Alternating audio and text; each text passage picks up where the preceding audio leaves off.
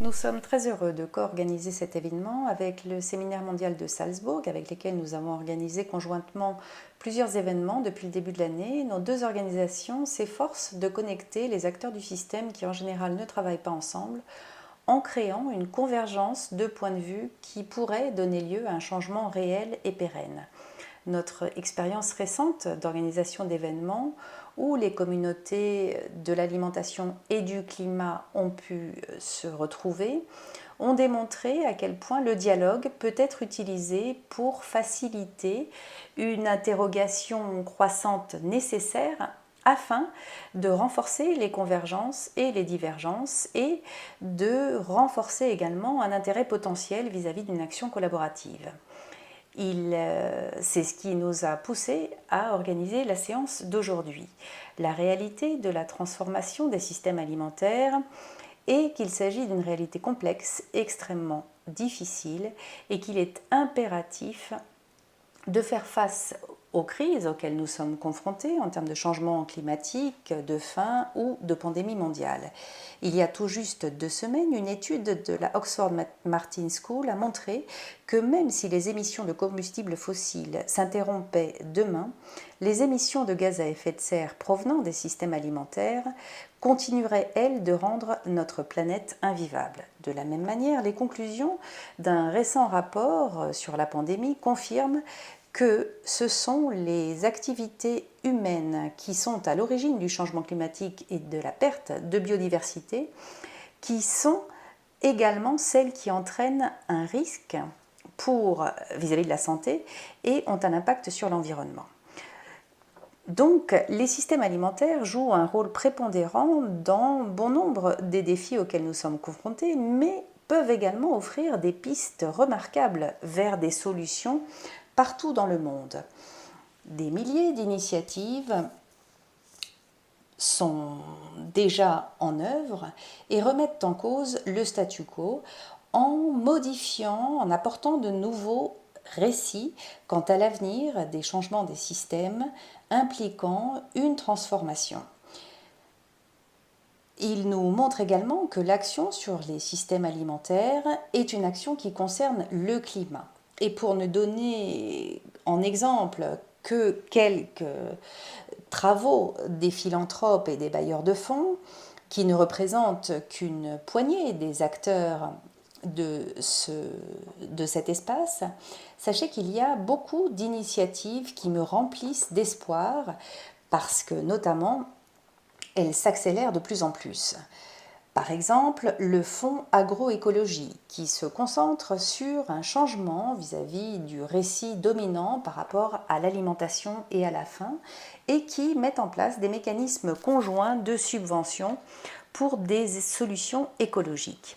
Il y a ensuite FORA, le réseau des bailleurs de fonds pour l'agriculture régénératrice, un réseau d'Amérique du Nord qui travaille pour accélérer l'émergence de l'agriculture régénératrice, la bonne santé des sols et des terres arables et soutient les populations et la planète. Et il y a également l'initiative pour les investissements dans la transformation des systèmes alimentaires, TIFS dans ses sigles en anglais, dont l'objectif est de catalyser les investissements en principe fondés sur les activités alimentaires agroécologiques qui sont économiquement viables et ont un impact durable. Ces exemples sont encore peu nombreux, mais nous montrent bien que c'est une voie possible et à quel point il est efficace d'investir et de soutenir des solutions pour un avenir meilleur en termes d'alimentation.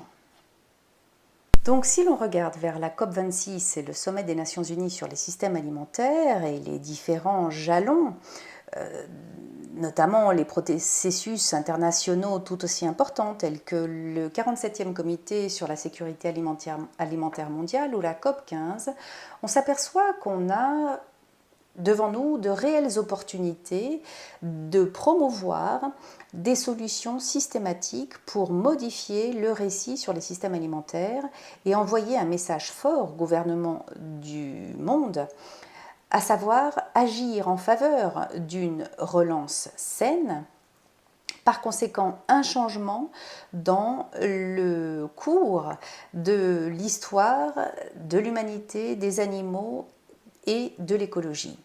Nous savons que cela est possible, c'est ce que nous autres, êtres humains, faisons le mieux.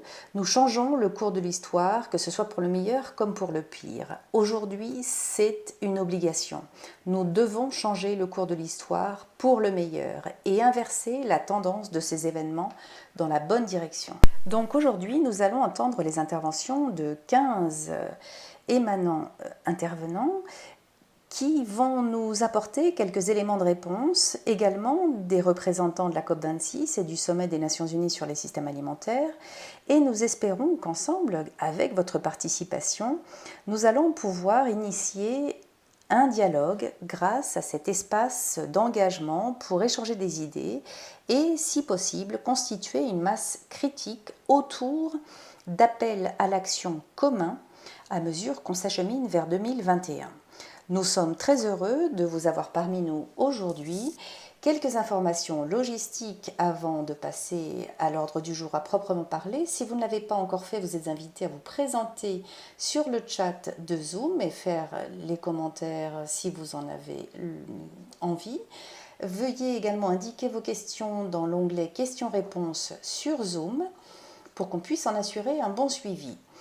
J'aimerais maintenant céder la parole à une merveilleuse collègue avec qui nous travaillons de manière extrêmement fructueuse. Il s'agit de Claire Schein, qui est vice-présidente et directrice en chef des programmes du Séminaire mondial de Salzbourg. Claire, c'est à vous. Merci beaucoup Rose, bonjour à tous. Je suis très heureuse de vous accompagner aujourd'hui à l'occasion de cette conversation si importante et merci au dialogue sur la course vers l'objectif zéro. C'est en effet un pas important pour chacun d'entre nous que de celui de nous réunir. Nous sommes très heureux que le Séminaire mondial de Salzbourg puisse organiser cette année, en partenariat avec l'Alliance mondiale pour l'avenir de l'alimentation et le Salzbourg Global, une organisation totalement indépendante et à but non lucratif qui a été créée au lendemain de la Seconde Guerre mondiale par 3 jeunes personnes. Nous mettons au défi les dirigeants actuels et futurs pour qu'ils réfléchissent à un monde plus créatif, plus juste et plus durable. Et depuis près de 75 ans d'existence, environ 38 000 personnes de 175 pays se sont réunies autour de notre travail. Les objectifs de développement durable et l'action climatique sous-tendent tout ce que nous faisons. Nous regardons au-delà des clivages. Par exemple, en ce moment, nous nous concentrons sur le fait de mettre un terme à la pandémie et de penser à de nouveaux paradigmes afin d'établir un lien entre l'être humain, les animaux, l'écologie.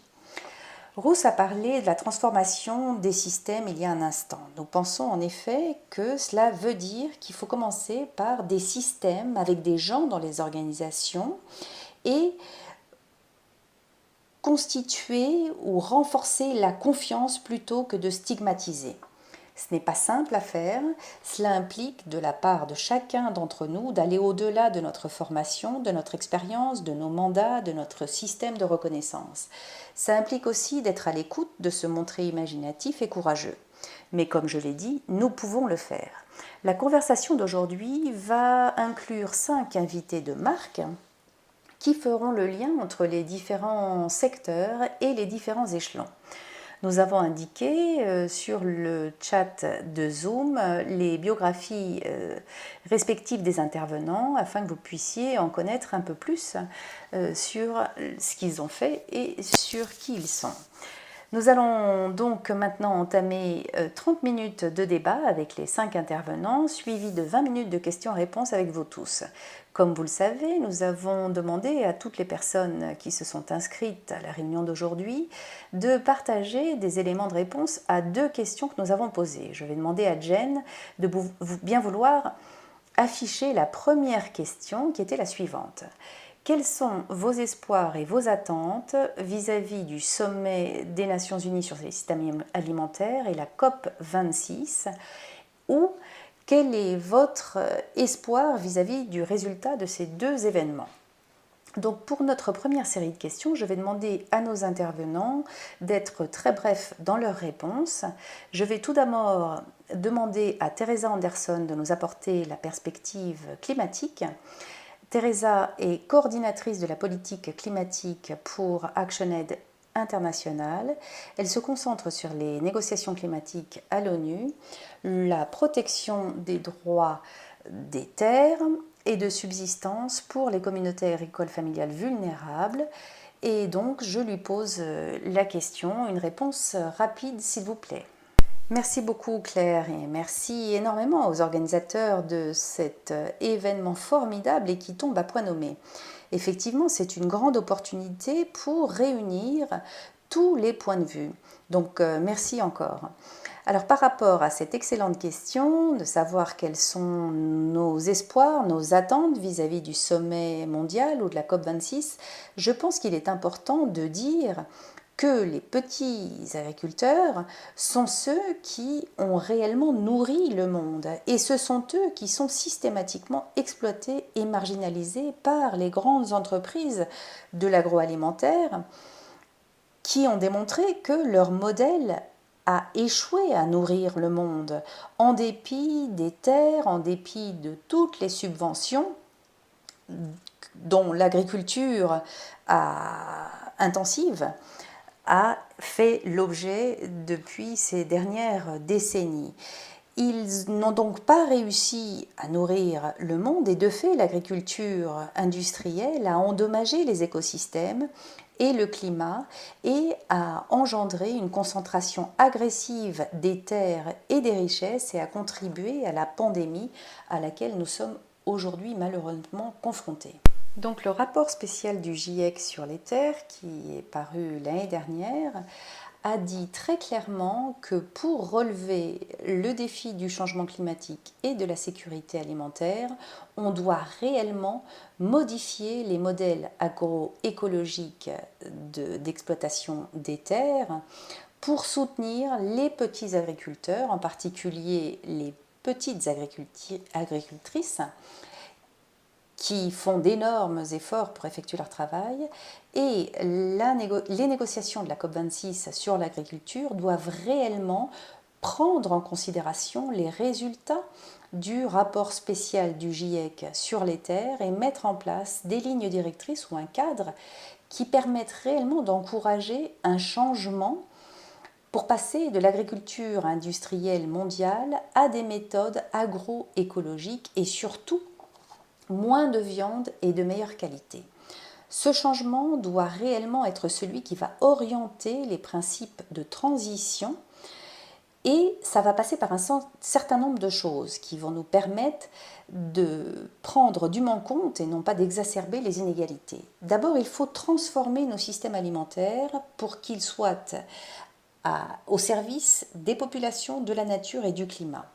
Nous devons nous assurer que les processus qui façonnent les plans de transition sont réellement inclusifs et participatifs. Et nous devons également nous assurer que la planification et les cadres politiques qui permettent ce changement sont réellement intégraux et permettent réellement de soutenir les communautés pour qu'elles puissent elles-mêmes faire ces changements si nécessaire. Donc c'est ce que j'attends des grandes discussions mondiales qui s'avoisinent. Je vais maintenant demander à André de nous apporter le point de vue sur la conservation dans une économie à faible carbone. André est directeur exécutif de l'Institut de recherche environnementale Amazonie et facilitateur de la coalition brésilienne sur le climat, les forêts et l'agriculture. André, brièvement, quels sont vos espoirs? Merci Claire et merci beaucoup aux organisateurs de m'avoir invité à cette réunion aujourd'hui. Il s'agit d'une conversation extrêmement importante que celle que nous avons aujourd'hui. Écoutez, mon point de vue est très simple. Je pense que nous sommes face à un changement de paradigme. Et nos attentes au Brésil et depuis l'Amazonie a à voir avec le problème d'équilibre entre la lutte contre le déboisement et la production davantage d'aliments. Et de notre point de vue, il s'agit d'une fausse bataille. De fait, nous devons trouver un moyen d'équilibrer ces deux éléments. Nous devons produire plus d'aliments et en même temps, nous devons protéger davantage l'environnement et parallèlement, nous devons protéger les droits humains. Donc, tous ces éléments doivent se produire simultanément. La manière dont nous avons développé nos économies jusqu'à présent ne doit pas être la manière dont nous allons continuer à développer nos économies. À partir de maintenant, nous sommes confrontés à un nombre croissant de pressions de la part des consommateurs, des électeurs, des sociétés en général et de l'aspect géopolitique dans le monde. Et nous devons revoir la manière dont nous établissons notre relation avec la nature. Et très brièvement, laissez-moi vous donner l'exemple brésilien, qui, je le pense, est un exemple intéressant à partager avec vous et avec le public. Il y a 40 ou 50 ans de cela, le Brésil était importateur net d'aliments. Aujourd'hui, 40-50 ans plus tard, le Brésil est le premier, deuxième ou troisième pays au monde en termes de principales marchandises les plus vendues au monde. Le Brésil est l'un des 23 pays qui produit des aliments pour sa population et a un excédent d'aliments qu'il exporte. Et ça, c'est évidemment une expérience couronnée de succès dont je suis très fière, mais qui a été associée à un prix très fort. Nous avons perdu la moitié du biome des savanes centrales qui se trouve au Brésil et environ 20% de l'Amazonie, avec des communautés traditionnelles qui ont perdu leurs terres, beaucoup de communautés autochtones qui ont perdu la vie ou leur structure culturelle. Donc, je vous le disais, on a payé un lourd tribut associé à ce processus et on ne peut pas continuer de cette manière. Donc, c'est ce que nous avons voulu dire clairement à la coalition brésilienne sur le climat, les forêts et l'agriculture. Nous nous sommes en fait réunis en regroupant différents points de vue à partir du secteur privé, du secteur financier, de la société civile, du secteur académique, du gouvernement et de différentes agences. Et nous avons essayé tous ensemble de trouver un point de convergence. Nous avons essayé de trouver des solutions qui nous permettent de passer au niveau supérieur, ce qui veut dire produire plus sur une même zone et conserver plus et protéger davantage les droits civils et humains. C'est un petit peu l'objectif de cette coalition et c'est, d'après nous, ce que devrait faire aujourd'hui l'industrie alimentaire. Bien, merci beaucoup André. C'est un excellent moment pour amener le point de vue des populations autochtones avec Andrea Carmen. Elle a été directrice exécutive pendant près de 30 ans du Conseil sur le traité international indien qui représente les populations autochtones d'Amérique du Nord, centrale et d'Amérique du Sud, des Caraïbes et du Pacifique. Donc Andrea, je sais que vous avez quelques photos également qui vont accompagner vos mots d'introduction. Merci beaucoup et bonjour à tous. Par rapport à nos espoirs et nos attentes du sommet mondial sur les systèmes alimentaires, nous, peuples autochtones, nous réunissons depuis maintenant plus de 20 ans pour parler de souveraineté alimentaire. Et comme vous pouvez le voir à l'écran, nous insistons sur le fait que la souveraineté alimentaire est une condition sine qua non à la sécurité alimentaire. Notre définition de la souveraineté alimentaire consiste à promouvoir une approche fondée sur les droits et la culture des populations autochtones. On ne peut pas être sacrifié au nom d'une plus grande cause, parce que notre capacité à protéger la biodiversité du monde est énorme. Les Nations Unies ont affirmé que 80% de la biodiversité mondiale qui continue d'exister se trouve sur des terres de populations autochtones. Et nous avons des méthodes qui ont fait leurs preuves. les semences traditionnelles, nos connaissances, nos relations fondées sur nos cultures et nos pratiques ancestrales, voilà autant d'éléments qui sont essentiels vis-à-vis de l'adaptation au changement climatique, ainsi que pour notre capacité à nous nourrir nous-mêmes et nos communautés. Et les populations autochtones ainsi que les Nations Unies ont reconnu que le changement climatique constitue la principale menace vis-à-vis de la sécurité alimentaire pour les générations à venir. La Convention cadre des Nations Unies sur le changement climatique, après de nombreuses années d'activisme et de résistance de la part des populations autochtones, a finalement reconnu l'importance des connaissances traditionnelles des populations autochtones, y compris nos connaissances et systèmes alimentaires pour l'adaptation et l'atténuation du changement climatique par la création d'une plateforme des populations autochtones et communautés locales, dont j'ai l'honneur d'être présidente cette année, et qui se fonde sur la participation égale et voit au chapitre sur un pied d'égalité des représentants étatiques et des représentants des populations autochtones. Et conformément à notre droit au consentement éclairé, libre et préalable, qui est consacré dans la Déclaration des Nations Unies sur les droits des populations autochtones, tous ces éléments doivent être le socle de notre participation pour que celle-ci soit significative et efficace à l'occasion du sommet mondial sur les systèmes alimentaires et que nos contributions le soient également. Merci. Bien, merci Andrea. Ce qui m'amène à Sausati Bora, qui représente le point de vue de l'innovation des systèmes alimentaires, pour aborder l'agenda du Forum économique mondial et également mener tout ce qui concerne les travaux sur l'alimentation et l'agriculture en Inde. Merci Claire et merci aux organisateurs de m'avoir invité à cette discussion si importante. Moi, ce que j'espère, que ce soit pour le sommet des systèmes alimentaires de l'ONU ou pour la COP26, c'est que ces deux événements importants vont travailler vers l'adoption plus générale d'une approche intégrée des systèmes qui prennent en considération les systèmes alimentaires et climatiques ensemble plutôt que séparément.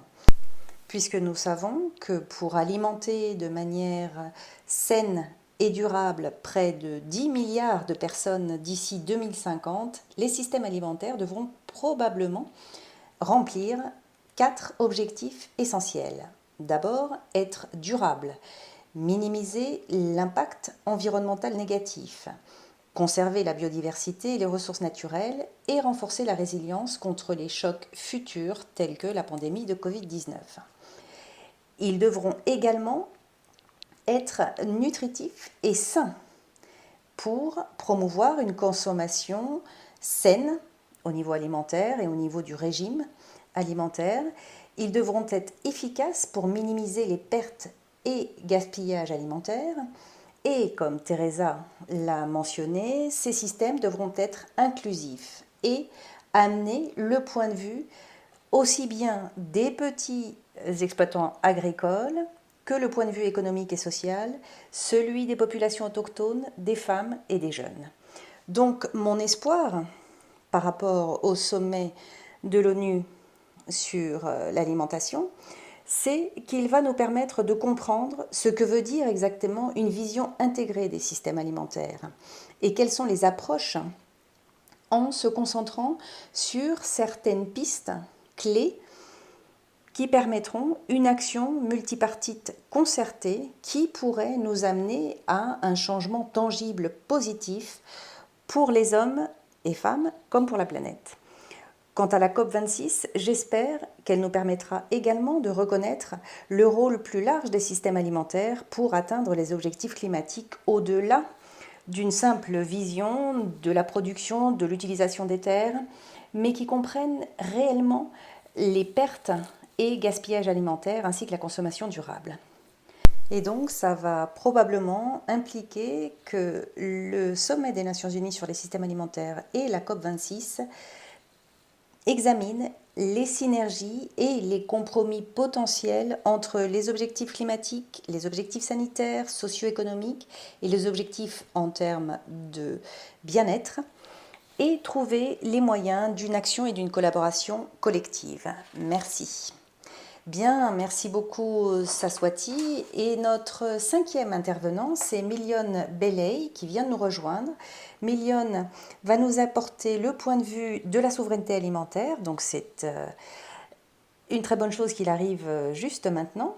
Il est coordinateur de l'Alliance pour la souveraineté alimentaire en Afrique, ce qui rassemble des organisations très diverses de la société civile, des petits exploitants agricoles et bergers, des mouvements de consommateurs et les communautés autochtones. Milione, quelques mots brièvement pour votre première contribution. Merci. Merci. Par rapport à la COP26, nous, en tant que groupe de la société civile, nous considérons que tout ce processus est extrêmement difficile. Notre espoir, ce serait simplement de revenir en arrière et de refaire tout ce processus, mais on sait que c'est impossible. Je participais il y a peu à certains événements tels que les négociations au niveau des pays et vous pressentez déjà comment vont se dérouler les choses. Je pouvais sentir que ça allait être un processus précipité. Je ne savais pas exactement combien de personnes, des vraies personnes qui produisent et transforment des aliments et ont un certain niveau d'interaction avec les systèmes alimentaires, allaient participer. Et j'avais déjà le sentiment qu'on allait aborder des questions qui sont uniquement propres aux pays du Nord. Et c'est le sentiment que j'ai aujourd'hui. Donc, je n'ai pas de message particulier, de préoccupation. Je les aborderai très certainement par la suite lorsqu'ils se présenteront.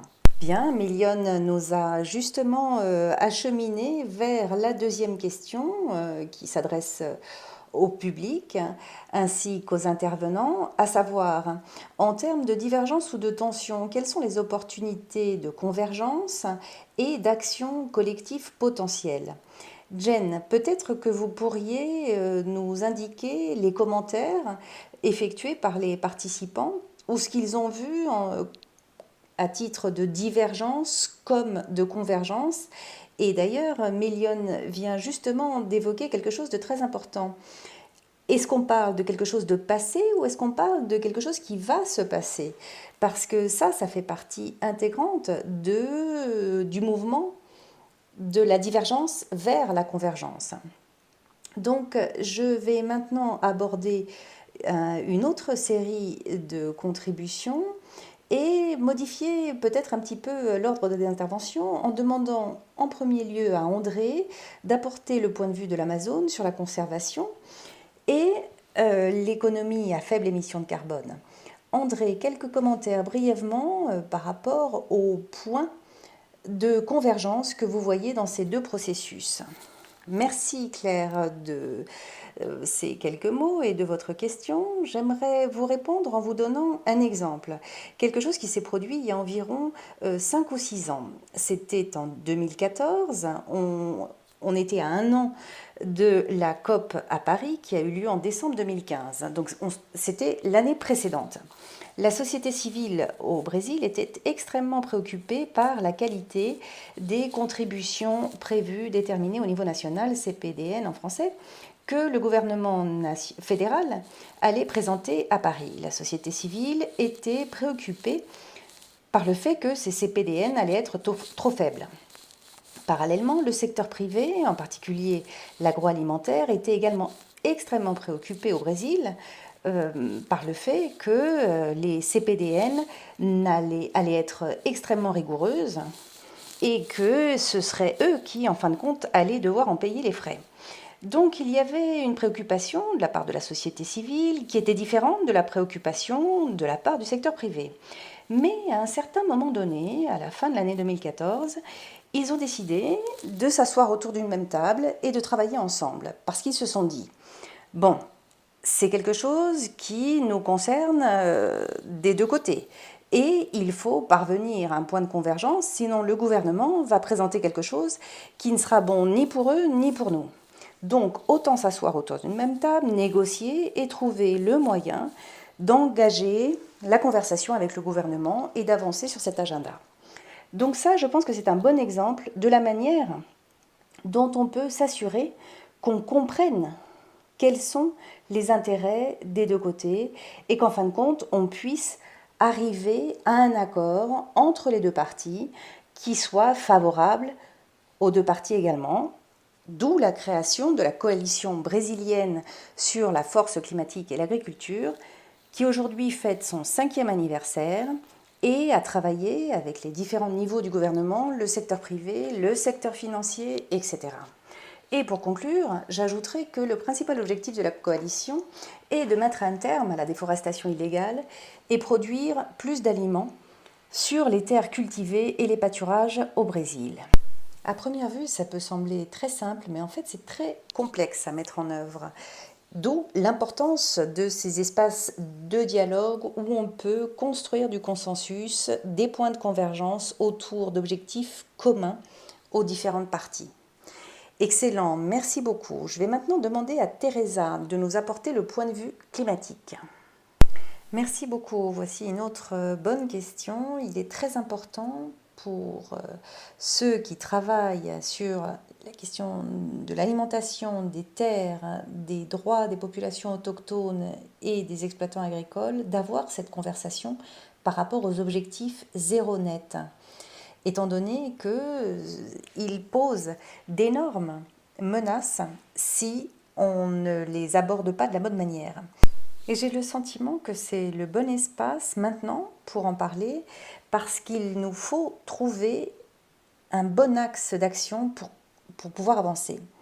On a besoin d'examiner de manière collective cette kyrielle d'objectifs zéro net qui proviennent des gouvernements comme des grandes entreprises actuellement, avant de les accepter pour argent comptant.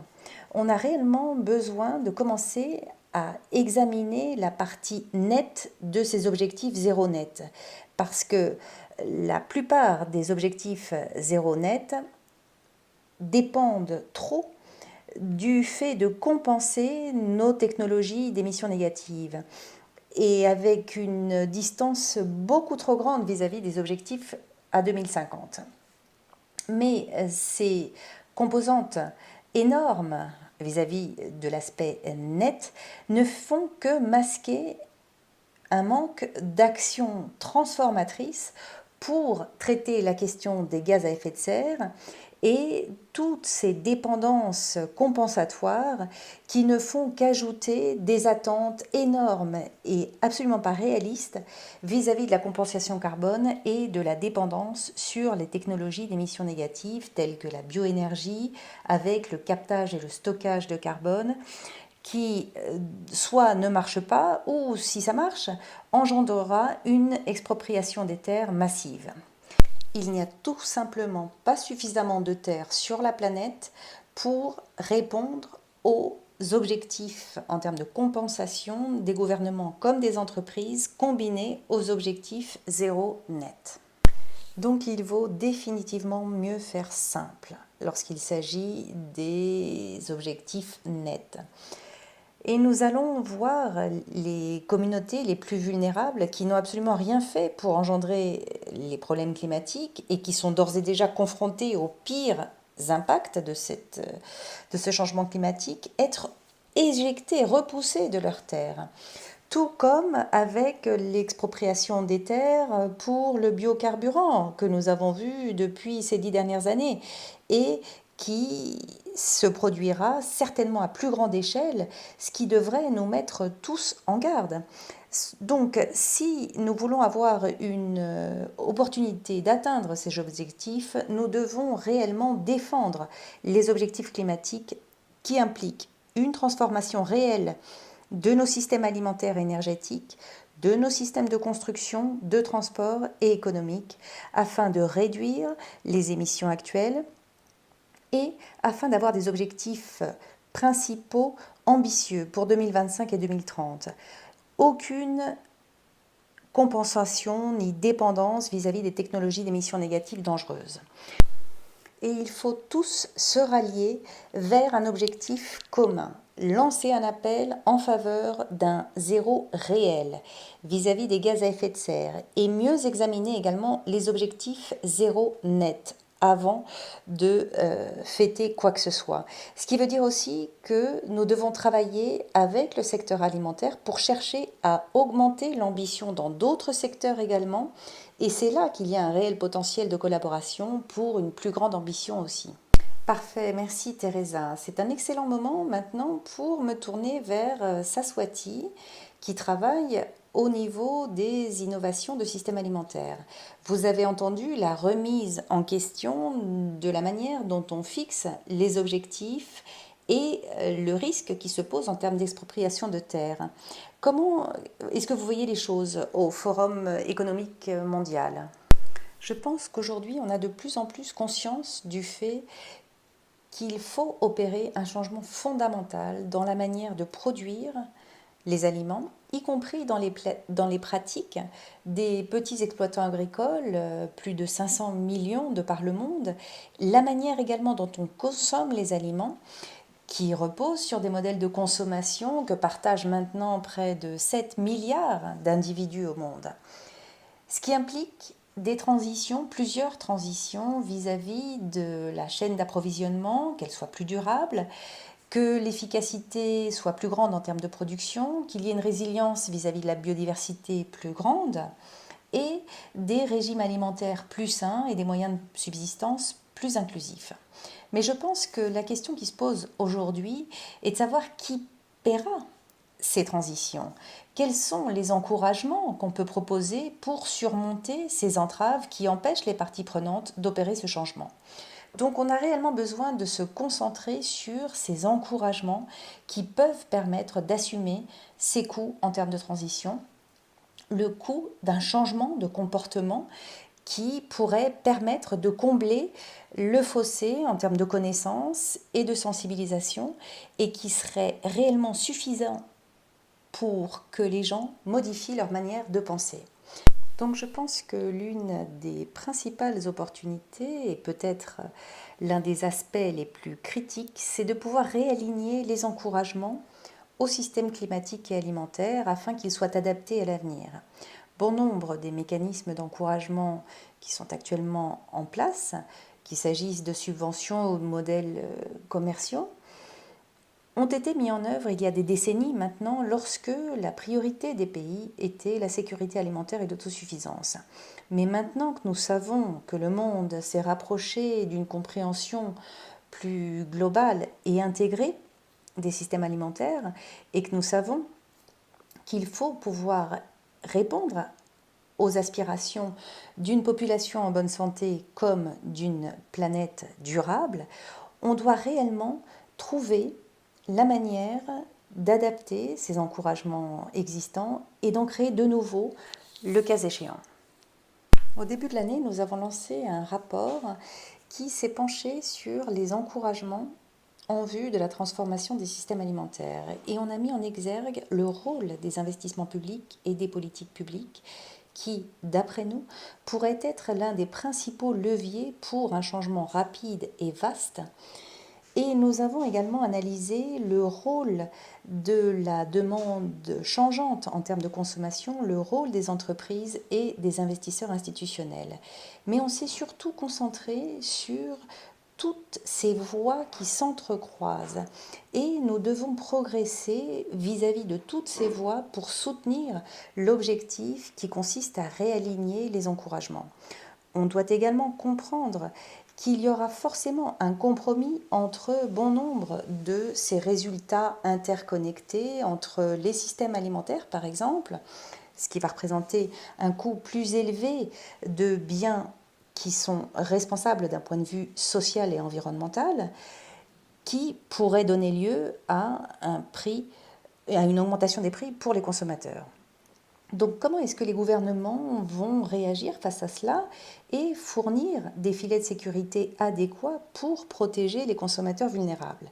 Parallèlement, ça pourrait également engendrer une perte de revenus pour certains producteurs si nous devons les faire passer à des pratiques plus durables. Donc comment Pouvons-nous compenser ces pertes pour effectuer cette transition? Personnellement, je pense que le rôle de l'action collective multipartite, qu'il s'agisse des organisations de la société civile dans les pays, des bailleurs de fonds du secteur privé, des organisations d'agriculteurs, vont toutes être amenées à participer au niveau mondial et régional, mais également au niveau des pays, pour réellement opérer ce changement. Bien, merci beaucoup Saswati. Je vais maintenant demander à Milione de nous apporter le point de vue de la souveraineté alimentaire. Où voyez-vous des opportunités de convergence? Je le dis en particulier parce que vous avez insisté sur ce que vous considérez être des déséquilibres avec les pays du Nord par rapport au statu quo actuel. Je pense effectivement que ça aurait été une extraordinaire opportunité, sincèrement, parce que l'Union africaine a le pouvoir de rassembler les uns et les autres autour d'une même table, et il y a beaucoup de soutien vis-à-vis de cette vision des choses. Donc, si on pouvait rassembler tous ceux qui sont concernés par la crise du système alimentaire autour d'une même table et avoir tous ensemble une discussion sérieuse par rapport au déséquilibre de pouvoir dont nous sommes témoins, parce qu'il faut bien le dire, dans le système alimentaire tel qu'il existe actuellement, il y a des intérêts très puissants. Mais certainement, si vous pouviez donner une chance à ceux qui produisent et transforment les aliments et ceux qui sont en lien avec ces personnes, si vous pouviez tous les amener autour d'une même table et analyser les incohérences politiques qui existent dans pratiquement tous les pays au monde et même à un plus haut niveau, ce serait extraordinaire. J'ai tout juste participé à un événement de l'Union africaine et il y avait une reconnaissance du fait que même ces politiques qui sont liées à l'alimentation sont extrêmement incohérentes. Donc si ce genre d'espace pouvait nous donner l'opportunité de parler des incohérences politiques telles que celle-ci, si on pouvait encourager la participation démocratique des gens, ce serait une opportunité fantastique. Parfait, c'est un bon moment pour amener Andrea dans cette discussion qui représente les populations autochtones. Et Andrea, très brièvement, s'il vous plaît, est-ce que vous pourriez répondre pour qu'on puisse ensuite passer aux questions-réponses? Merci. Il y a plusieurs points qui ont été évoqués par les personnes qui m'ont précédé. Des choses telles que les compensations carbone ou des solutions fondées sur le marché qui nous préoccupent au plus haut point parce qu'elles jouent un rôle trop prépondérant dans la planification du sommet mondial des systèmes alimentaires. Le lien, avec tout le respect que je vous dois, du Forum économique mondial vis-à-vis d'une production alimentaire à large échelle. Il y a récemment eu une expression de volonté de partenariat entre un conglomérat multinational de sociétés de pesticides CropLife et la FAO, et c'est extrêmement préoccupant. On peut le voir dans ma propre communauté yaqui, beaucoup de ces pesticides qui ont été interdits dans les pays qui les exportent, mais qui continuent à être envoyés, utilisés sur les enfants, les familles, et qui donnent lieu à des décès, des anomalies congénitales et des cancers. Et tous ces éléments donne lieu à des discussions par rapport aux systèmes alimentaires mondiaux qui sont extrêmement préoccupantes pour les communautés autochtones par rapport au sommet qui va se produire et la promotion de solutions fondées sur le marché pour une production à large échelle. On a entendu parler des compromis, mais pour les droits et les terres des populations autochtones, il n'y a pas de compromis qui vaille. Pour des solutions globales et solutions qui sont en faveur des sociétés, ce ne sont pas de véritables solutions. Elles ne font que perpétuer des violations de nos droits ainsi qu'une crise climatique et alimentaire. Merci. Merci. Bien, pour clore cette section, je vais demander à chacun d'entre vous un appel à l'action, ou brièvement un appel à l'action que vous pourriez lancer aux organisateurs. Mais tout d'abord, laissez-moi jeter un coup d'œil sur certaines des questions qui ont été posées au groupe. Et j'essaie de lire rapidement. Je vois une question pour Saswati par rapport à la question des externalités négatives et au véritable coût que cela a par rapport au prix des aliments, à la production alimentaire et aux externalités environnementales négatives. Donc ça n'est pas une question qui s'adresse uniquement à Saswati, mais j'aimerais commencer par elle et ensuite étendre cette question aux autres membres du groupe. Alors, écoutez, quelle est exactement la question sur les externalités négatives? J'essaie d'afficher de nouveau sur le chat la question, excusez-moi de ce petit délai. Ça y est, nous y sommes. Donc, quelle est votre opinion sur la manière dont nous internalisons les externalités négatives par rapport au prix des aliments, plutôt que d'accepter le fait que les aliments qui sont meilleurs pour les êtres humains comme la planète et les animaux de la ferme doivent être plus onéreux? Je pense que cela doit être vu dans le contexte peut-être de certains des commentaires effectués par Million et d'autres soulevés par rapport à ce que l'on perçoit comme un énorme déséquilibre entre les petits producteurs alimentaires par rapport aux grands producteurs industriels. Est-ce que j'en ai suffisamment dit pour que vous puissiez essayer de répondre à cette question? Oui, tout à fait. Il y a eu de grandes discussions récemment au niveau de la communauté internationale pour réellement examiner la question de savoir quel est le véritable coût des aliments et essayer réellement de prendre en compte toutes les externalités négatives et de soutenir les gouvernements à définir quel est le véritable coût des aliments et quels sont les aspects principaux de preuve nécessaires pour prendre ce genre de décisions politiques qui les aideraient à fournir un soutien plus durable ou des résultats au niveau nutritionnel dans leurs décisions politiques. Et il y a de toute évidence un manque de preuves pour ce genre d'intervention au niveau des pays comme au niveau régional, et je pense qu'on a besoin de renforcement de capacité pour les pays comme pour les gouvernements afin qu'ils puissent être appuyés pour formuler des politiques qui puissent réellement prendre en compte le véritable coût des aliments. Ce qui veut dire qu'ils devront probablement disposer des outils et des compétences aussi bien techniques qu'au niveau des talents, y compris les données et les méthodologies qui les aideront à prendre des décisions éclairées.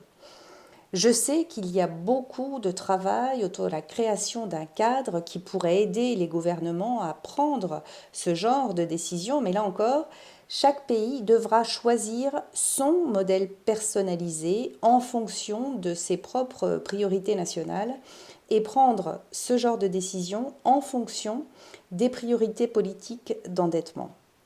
Donc il serait extrêmement utile que le sommet des Nations Unies sur les systèmes alimentaires ou d'autres crée une sorte de capacité où notre soutien vis-à-vis des pays pourrait intégrer le véritable coût des aliments dans leurs décisions politiques. Merci. Je vais maintenant demander à André, qui a auparavant parlé de la manière dont les intérêts de la société civile et du secteur privé avaient pu coopérer de manière plus productive. Donc j'aimerais entendre de votre part, André, quelques réflexions sur cette question dans le contexte spécifique de la coalition pour le changement qui implique, d'après ce que j'ai compris, un changement dans la dynamique de pouvoir dans cet espace également. Oui, j'aimerais revenir sur le commentaire de la société. Lorsqu'il s'agit d'incorporer les externalités dans les équations financières, il y a des encouragements énormes vis-à-vis des activités commerciales pour qu'elles puissent prospérer. Et je vais vous le dire très simplement. Je subventionne des tronçonneuses avec l'argent du contribuable pour abattre des arbres en Amazonie, aujourd'hui en 2020, en novembre 2020. C'est ce qui se produit dans mon pays. Donc il faut mettre un terme à cela. Je veux dire, il faut convertir ou d'une certaine manière recanaliser ces subventions ou ces encouragements pour s'assurer que les forêts demeurent intactes. Le problème que nous avons en Amazonie, par exemple, c'est que ça s'applique aux forêts tropicales en général d'ailleurs, et les forêts intactes n'ont pas de valeur pour l'économie en général. Donc il faut aller piocher vers d'autres ressources, recanaliser les encouragements de sorte que les forêts puissent demeurer intactes en même temps que l'on produit plus et que l'on a davantage accès aux technologies, davantage accès aux lignes de crédit, à l'assistance technique pour réaliser nos activités et que cela soit accessible aux petits exploitants, par exemple en Inde. Je vais vous donner un exemple. Il y a 7000 petits exploitants en Amazonie. Ils occupent une superficie d'environ 55 à 60 millions d'hectares. La moitié de cette superficie est déjà déboisée. Et pour une simple bonne raison. Ces fermiers n'ont pas accès aux capitaux. Ils n'ont pas accès à la technologie ni à l'infrastructure. Le seul capital auquel ils ont accès, c'est le capital naturel. Et c'est ça qui leur permet de survivre. Donc l'équation est totalement inversée et il faut leur donner les moyens grâce aux encouragements et à l'assistance technique. Les encouragements doivent être repensés et doivent être distribués de telle manière que nous puissions promouvoir l'intensification plutôt que la densification de nos systèmes agricoles. Une fois encore, comme je l'ai dit au début, la manière dont nous sommes arrivés à ce point aujourd'hui doit nous faire réfléchir et nous faire rendre compte qu'on ne peut pas continuer à faire croître nos économies de la même manière que nos systèmes de production alimentaire pour l'avenir. Il faut repenser tout cela. Les encouragements, comme les subventions, sont une partie fondamentale dans ces processus et il s'agit d'incorporer les externalités dans les processus de prise de décision, en particulier les externalités environnementales, sociales. Ça va de soi. Merci André. À entendre ce débat, on se dit qu'il faut réellement adopter des approches holistiques multiniveaux. Et même si on a entendu une ou deux référents jusqu'à présent, clairement, il y a une intersection entre la santé de la planète et des êtres humains qui est absolument fondamentale. J'aimerais à présent me tourner vers Teresa parce qu'on a également entendu que les concepts et les idées qui semblaient être les meilleurs sont maintenant réellement remis en question dans certains domaines, tels que les solutions fondées sur la nature, les mots tels que zéro net, etc. Donc pourquoi est-ce qu'il y a autant de groupes maintenant qui expriment des préoccupations par rapport aux solutions fondées sur la nature ou les compensations carbone ? Bien, toute la discussion autour des solutions fondées sur la nature a été réellement très intéressante. Cette discussion est apparue il y a tout juste un an comme une manière potentielle et très intéressante d'aborder diverses discussions par rapport aux écosystèmes, au climat et éventuellement à l'agriculture. Et on était très enthousiaste au début par rapport au potentiel de créer un espace pour réellement revitaliser les conversations par rapport à l'agroécologie, reconnaître les populations autochtones, les droits autochtones, comme l'une des manières les plus efficaces de sauvegarder les écosystèmes et la biodiversité essentielle de notre planète. En théorie, il aurait pu y avoir une excellente discussion sous l'intitulé des solutions fondées sur la nature. Malheureusement, de grands acteurs tels que Shell Oil ou BP et d'autres ont agressivement essayé de s'accaparer cette conversation et ça n'est absolument pas la manière dont nous avons choisi d'utiliser ce cadre parce que la nature est devenue une solution pour régler les problèmes d'autrui. Et il y a beaucoup de pression par rapport au rôle que pourraient jouer les écosystèmes et par rapport à la manière dont ils jouent un rôle pour régler le problème du climat. Et ça n'est pas ce dont nous avons besoin, il faut au contraire faire pression. Nous voulons que les combustibles fossiles disparaissent totalement. On ne veut pas légitimiser les combustibles fossiles par l'utilisation des écosystèmes.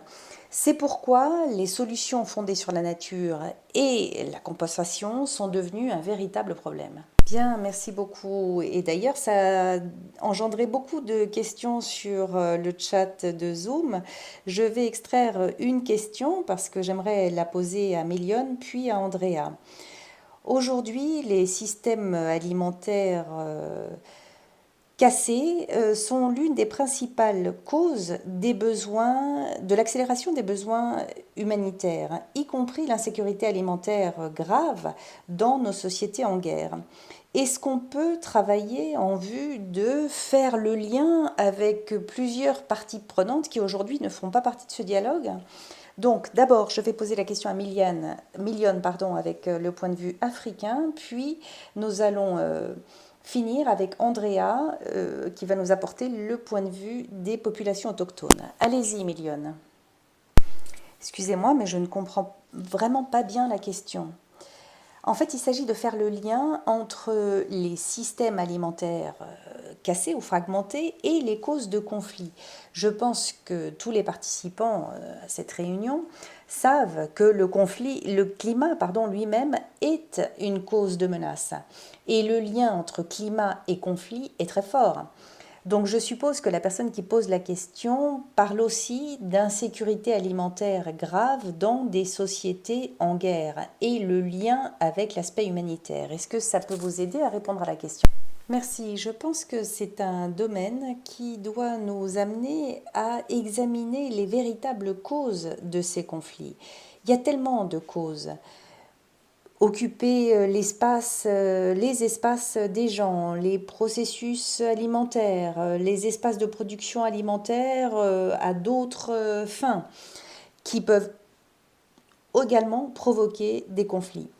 Vous savez, le conflit au Nigeria et dans le delta du Niger, nous savons ce qui a provoqué ces conflits. Nous savons qu'il y a des endroits où l'agriculture intensive est mise en œuvre et pour ce faire, les gens sont chassés de leurs terres et en raison de cela, il y a des conflits.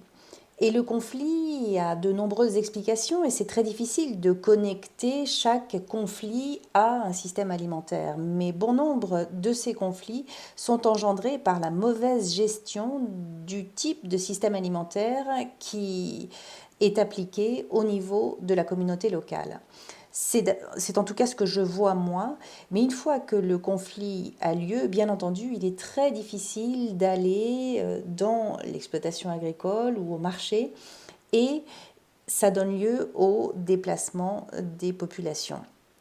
Ça accroît également la pression sur les zones naturelles et lorsque les gens sont déplacés et vont vers les zones naturelles, tout le système alimentaire s'en trouve totalement chamboulé. D'ailleurs, en raison des conflits, les gens peuvent s'habituer aux aliments qui sont envoyés par l'intermédiaire de l'aide alimentaire, même lorsque le conflit est terminé. Merci beaucoup. Merci. Et maintenant, je me tourne vers Andrea. Alors, si l'on regarde les besoins humanitaires et l'importance d'engager les parties prenantes qui ne font pas suffisamment partie de ce dialogue. Merci. J'aimerais faire un commentaire sur certains des termes qu'on a tendance à utiliser. Souvent, on maintient les populations autochtones comme de simples titulaires de droit plutôt que des parties prenantes. Et on parle aussi de forêts détruites. Mais on oublie que les populations autochtones vivent dans les forêts depuis des temps ancestraux et que ces populations autochtones sont également détruites.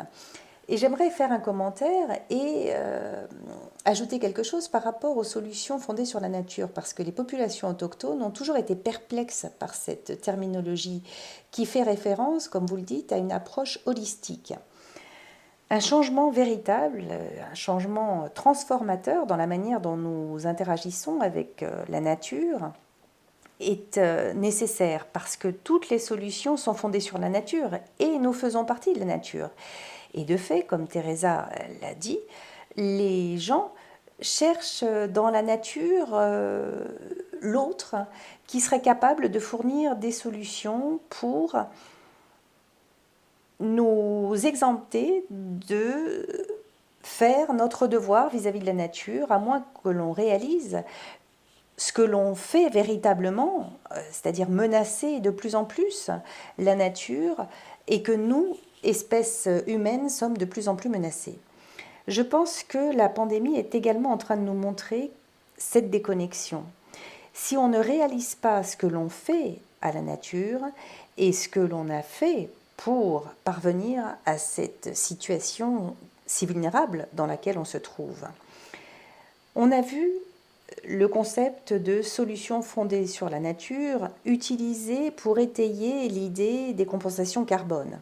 Pour nous, les compensations de ce genre de concept, qui ne constituent absolument pas une solution, sont de fait en train de menacer la survie même des populations autochtones sur la planète dans son ensemble. Donc, avec des solutions holistiques, je pense que nous devons nous réunir en tant que famille humaine, mais également prendre conscience du fait que nous sommes une partie fondamentale de la nature. Nous faisons partie de la nature et l'on doit faire partie de la solution également, en prenant les titulaires de droit ainsi que les parties prenantes, les réunir autour d'une table où l'on aborde les solutions.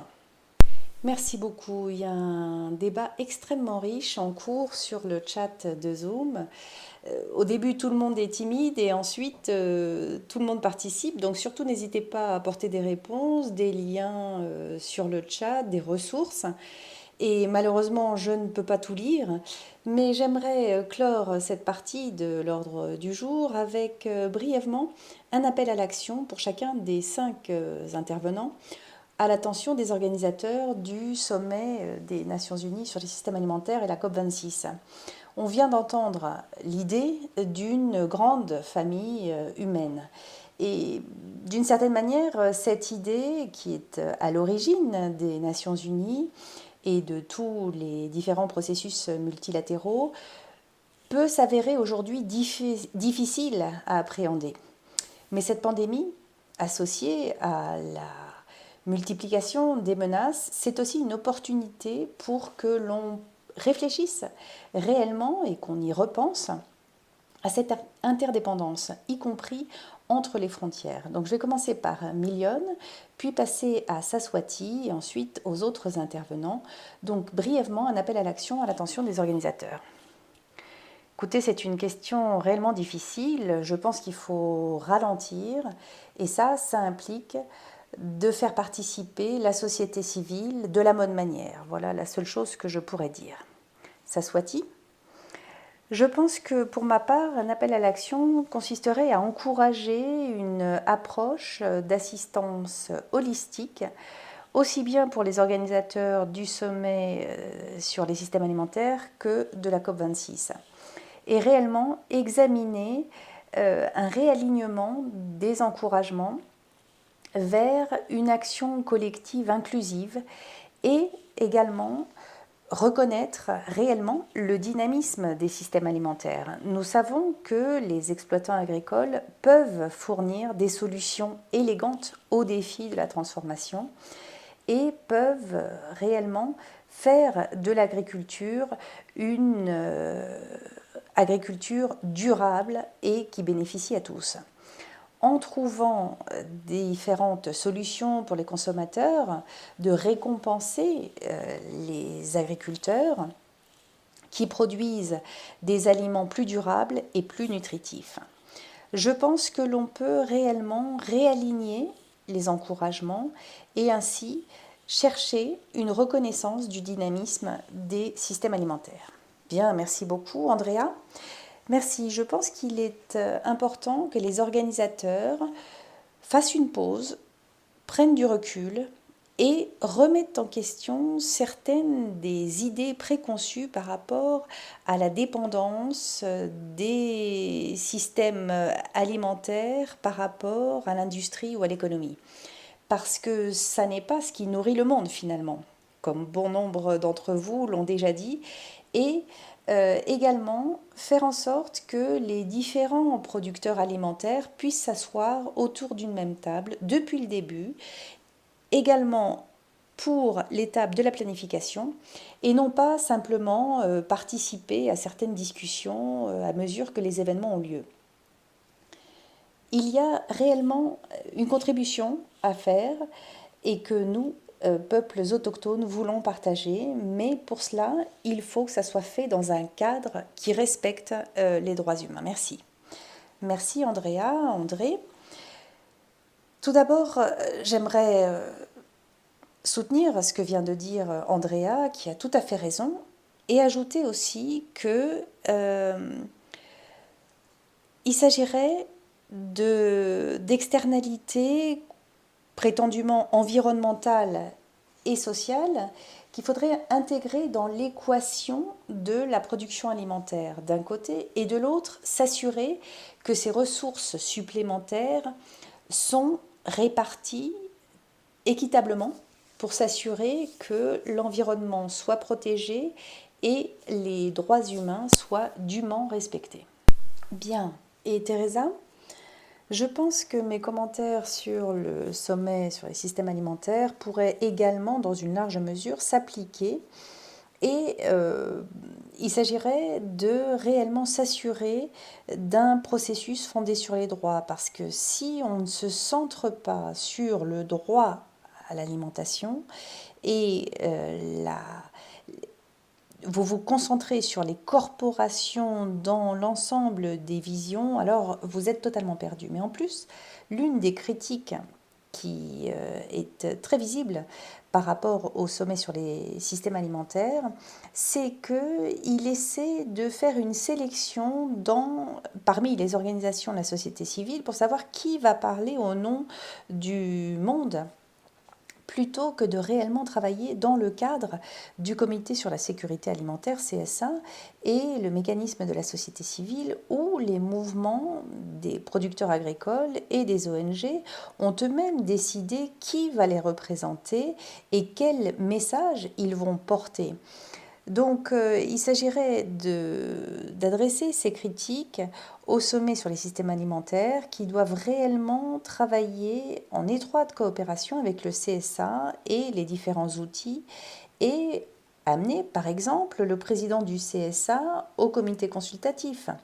Écouter avec attention le CSM ou écouter les groupes de la société civile de la même manière que le comité sur la sécurité alimentaire le fait et reconnaître toute la richesse de la contribution des mouvements des producteurs agricoles et de la société civile et qu'ils sont susceptibles d'apporter dans ce processus plutôt que de faire une sélection parmi les gens qui pourraient être habilités à parler en leur nom. Mais je pense que tout cela s'applique d'une manière générale et pas simplement au sommet sur les systèmes alimentaires. Effectivement, je pense que c'est le cas. D'ailleurs, vous venez de me rappeler qu'il s'agit du fondement même d'une négociation multilatérale et multipartite efficace. Donc, pour faire une petite synthèse de cette partie du programme, et tout en reconnaissant bien évidemment la très grande richesse des échanges sur le chat de Zoom, je vais rappeler le dernier commentaire de Teresa, qui a dit que si on n'est pas autour de la table, au moins on est sur le menu. Et très souvent, on entend beaucoup de discussions autour du pouvoir et des dynamiques changeantes entre les gens et le pouvoir, non seulement dans le sens démocratique, mais également dans les choix qui sont faits et les ressources qui sont allouées. On a entendu des appels à l'action extrêmement intéressants avec des points saillants. Pour Million, l'importance d'aller lentement. Nous, à Salzbourg Global, on est souvent qualifié de slow food pour l'esprit. Et parfois, ça peut être réellement difficile pour un monde accéléré de réfléchir à la complexité et à un système de changement avec plusieurs couches, plusieurs niveaux. Saswati, elle, a très bien parlé de l'importance des approches holistiques afin de réellement comprendre les dynamiques changeantes et a également évoqué peut-être le respect lorsque le changement se produit au sein de ces systèmes et comment on peut optimiser ces trajectoires de changement. Andrea a parlé de l'importance des hypothèses qui permettent de sous-tendre ce que ce que nous faisons de manière légitime, nos normes, nos paramètres, comme je l'ai dit au début, et en particulier à souligner l'importance du respect et d'une approche fondée sur les droits comme partie intégrante de ce nouveau paradigme. André, bien entendu, a parlé de la question des externalités négatives, ce qui a donné lieu à l'une des conversations très intéressantes qu'on a eues. Et j'ai d'ailleurs pris des questions sur le chat. Et j'entends maintenant le terme de concept et d'initiative qui semble engendrer ou susciter beaucoup d'espoir et d'optimisme, mais qui peuvent s'avérer faillibles et que l'on commence à mettre en pratique.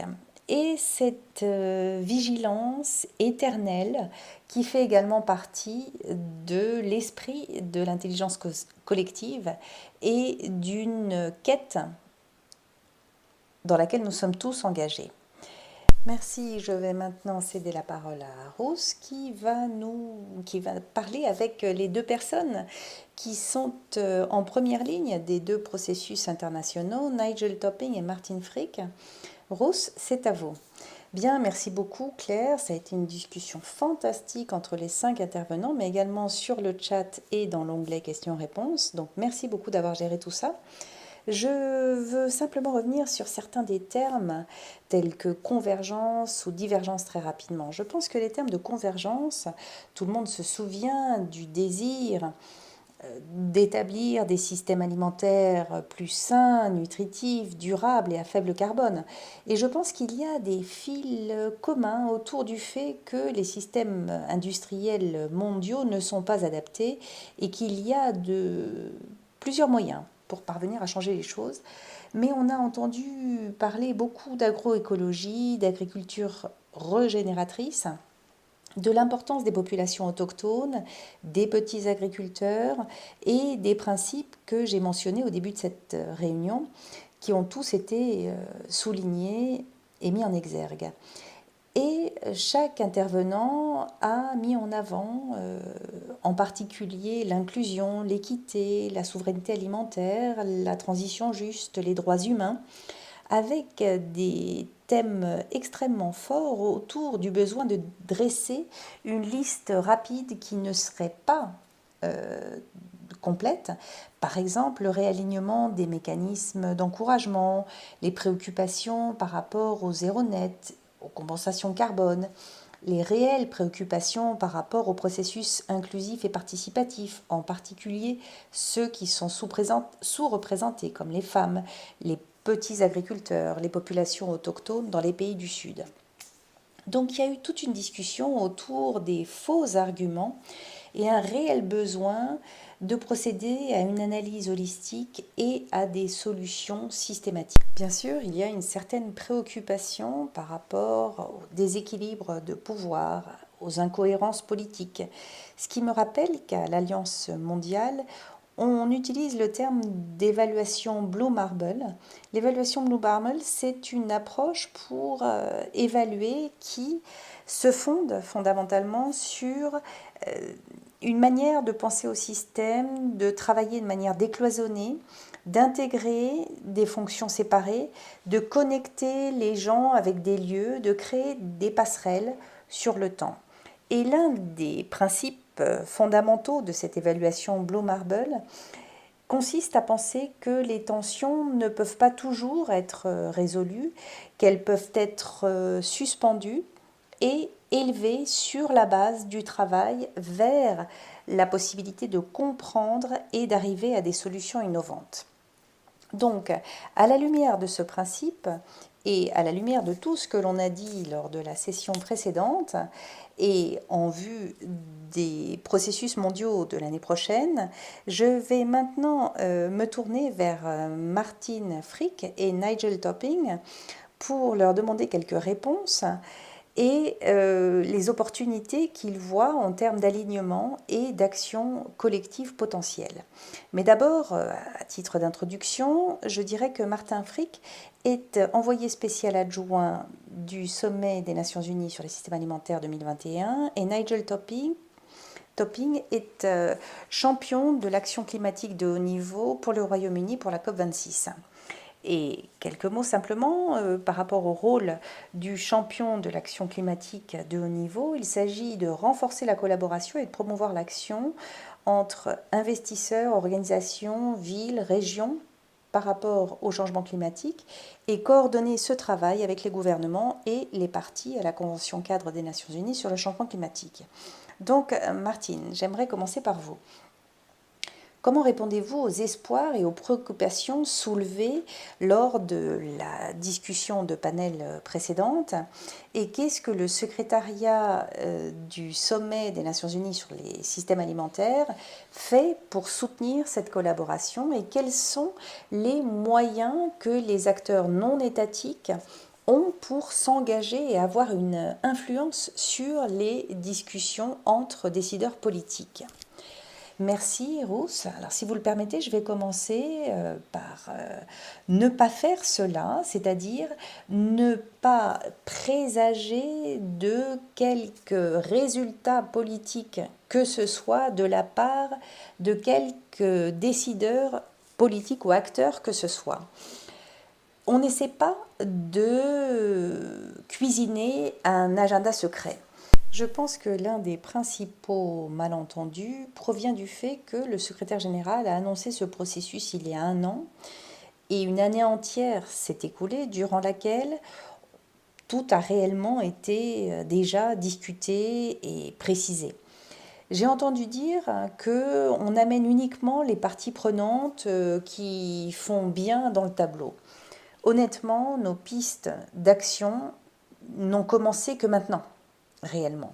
Ça a pris énormément de temps. L'une des raisons, c'est bien entendu la Covid-19, mais il y a d'autres raisons aussi, à savoir que tous les mécanismes politiques impliquent que les équipes, les différentes équipes régionales doivent nommer leurs responsables au groupe consultatif. Et malheureusement, le fait est qu'on ne fait que commencer maintenant. Donc nous avons des pistes d'action qui ont été fixées et cet après-midi, nous avons le premier forum ouvert qui est un exercice d'écoute pour la piste d'action numéro 1 sur l'accès aux aliments sûrs et nutritifs pour tous. Et chacune de ces pistes d'action va donner lieu à une discussion ouverte sur la base de ces discussions autour de 5 documents cadres qui sont en ligne. À l'heure actuelle et jusqu'à Noël, on va simplement poser des questions pour être sûr que le cadrage est bon et qu'on n'a rien oublié. Et on attend des retours d'informations. Voilà où nous en sommes, et rien n'est pré-cuisiné. Donc il y a 5 pistes d'action, chacune pour plus de 30 personnes, donc environ 150 personnes en tout, et une personne pour le Forum économique mondial, une sur 150. Nous voulons afficher en ligne qui sont les dirigeants.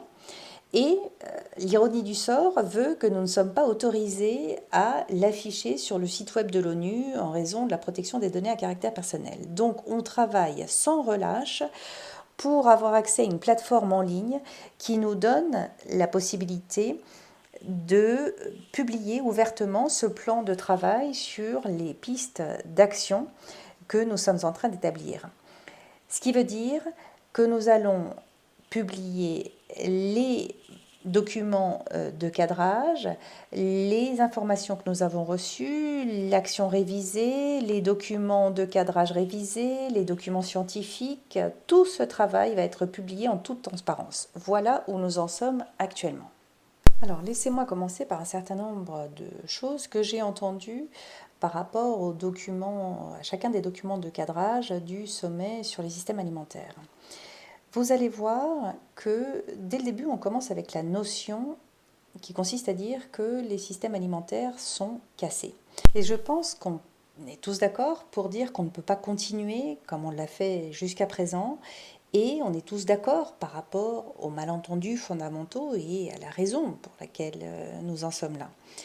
Et la question principale qu'il nous faut aujourd'hui examiner, et un mot m'est venu à l'esprit que je n'ai pas encore entendu, mais qui est pourtant essentiel, c'est celui de justice climatique. Parce qu'ici, on a affaire à des petits exploitants agricoles, on a affaire à des gens qui supportent énormément de charges, et les Nations Unies, en particulier le sommet des ODD, qui a pour slogan ne laisser personne pour compte, devrait s'en occuper. Et en vue de mettre en œuvre la justice climatique, le point d'entrée est de soutenir les petits exploitants agricoles, parce que ça a un sens de tout point de vue. Ça a un sens du point de vue des droits, parce que les droits humains fondamentaux de ces petits exploitants agricoles ne sont pas garantis. Ça a un sens du point de vue de la justice climatique, parce que le climat a un impact sur les petits exploitants agricoles, les populations autochtones, les pêcheurs et les personnes qui habitent dans les forêts. Tout le monde souffre, et pourtant n'est pas la cause de ce changement climatique. Donc ça a un sens aussi d'équilibrer notre budget carbone. Et les populations autochtones sont un merveilleux exemple de la manière dont on peut vivre pendant des milliers d'années dans le cadre d'un cycle carbone équilibré. Et je pense que ce n'est que depuis ces quelques dernières décennies que tout s'est détraqué. Et à cet égard, j'aimerais faire plusieurs commentaires. Le lien avec la CNUC, le processus de la CNUC, qui pour moi est naturel, et ça fait 13 ans que je travaille dans le domaine du climat. Jusqu'à récemment, j'étais l'un des responsables de la CNUC. Et par exemple, pour la piste d'action numéro 3, on parle de production positive vis-à-vis de la nature. Et c'est essentiel par rapport à la manière dont les populations autochtones produisent. Et on a cessé de produire de cette manière. On a par exemple à Phnom Penh l'un des 2 coprésidents qui est en train d'étudier la manière de travailler conjointement sur l'agriculture. Il y a également un travail sur la biodiversité dans la piste d'action numéro 5. On a Sandrine Dixon-Desclèves du Club de Rome, qui est vice-présidente à Santorini, qui fait un magnifique travail avec les autres responsables pour défendre la biodiversité. Et ce travail a eu beaucoup de répercussions d'ailleurs.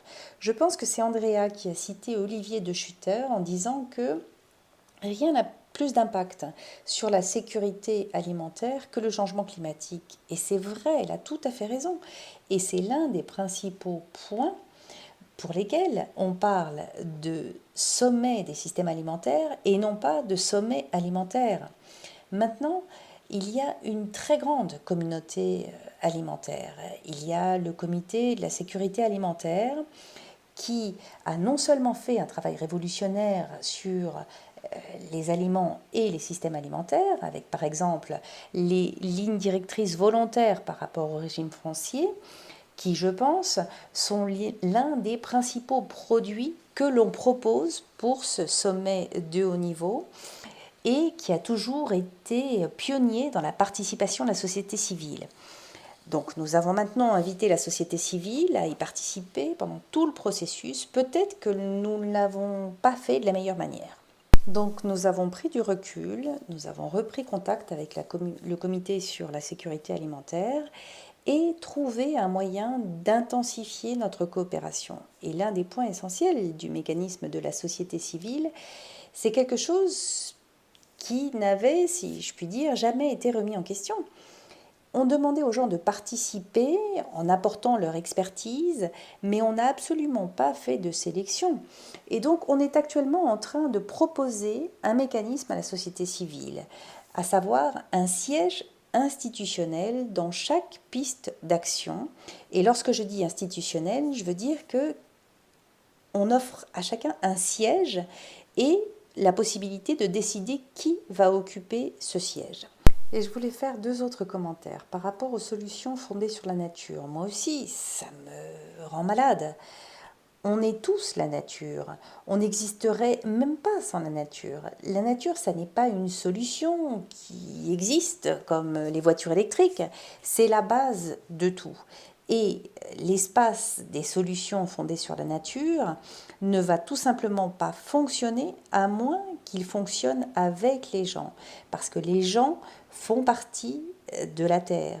Et ça, si on le remet en cause, alors on ne va aller nulle part. Quant au piégeage et stockage de carbone, ça fait maintenant 10 ans que je travaille dans ce domaine et je n'ai jamais vu une chose de ce genre fonctionner. Le seul piégeage de carbone qui fonctionne réellement s'appelle photosynthèse et ça fait 3,5 milliards d'années qu'il existe. Donc c'est quelque chose qui se propage et qui ne devrait pas se propager aux dépens des gens. Bien sûr que non. Ça devrait fonctionner pour les gens. Et dans un monde idéal, je pense que ça devrait générer des revenus supplémentaires pour les petits exploitants agricoles. Enfin, et je pense que Nigel va en parler dans un instant, ça n'est absolument pas une excuse pour qu'on continue à brûler des combustibles fossiles comme si de rien n'était, en pensant qu'on peut tout compenser sans rien changer. Nous sommes, et ça fait maintenant 15 ans que je le vois venir, en train de nous rapprocher de plus en plus d'une situation où on n'a plus de choix. On a besoin d'une solution climatique et on en a besoin en parallèle pour que ça fonctionne en tandem. Et on en a besoin aussi vite que possible, d'où le terme de course vers zéro. C'est exactement ça. Je pense que j'ai trop parlé, donc je vais recéder la parole à Rousse et je serai ravie de répondre à vos questions. Merci. Merci Martin, effectivement, c'est important ce que vous dites, donc je vais vous laisser un moment pour réfléchir. Vous avez évoqué des points qui sont tous très importants, mais maintenant j'aimerais passer à Nigel. Nigel, j'ai en quelques mots la même question à votre attention pour répondre aux attentes et aux préoccupations qui ont été soulevées lors de la discussion du panel précédent. D'après votre expérience dans le cadre de vos fonctions, que pourriez-vous recommander au secrétaire à la présidence de la COP26 afin d'engager une action collaborative? Quels canaux existent-ils pour les acteurs non étatiques afin qu'ils s'engagent et aient une influence sur les discussions parmi les décideurs politiques? Et quels sont les éléments uniques dont les acteurs non étatiques disposent et peuvent apporter à la table des discussions vis-à-vis des entités politiques et qui sont indispensables? Bien, merci Rose, merci Claire, merci d'avoir planté le décor et merci à l'Alliance mondiale pour l'avenir de l'alimentation et au séminaire mondial de Salzbourg pour avoir créé et organisé ce dialogue. Je pense, si vous le permettez, que je vais éluder la première question parce que je ne suis pas porte-parole de la présidence. Mon rôle est un rôle international mandaté par les partis qui consiste à travailler avec la société civile, le secteur privé et les gouvernements locaux au niveau international. Et parce que les réelles fonctions de la présidence consistent à gérer les négociations de manière extrêmement formelle avec le secrétariat, je pense que j'apprécie énormément la manière dont vous avez dressé le tableau d'un problème compliqué avec un problème de transformation systématique. C'est l'approche que Gonzalo Munoz et moi-même avons essayé d'amener dans le partenariat de Marrakech, qui est la structure que nous avons héritée et dont nous avons pour mandat d'améliorer.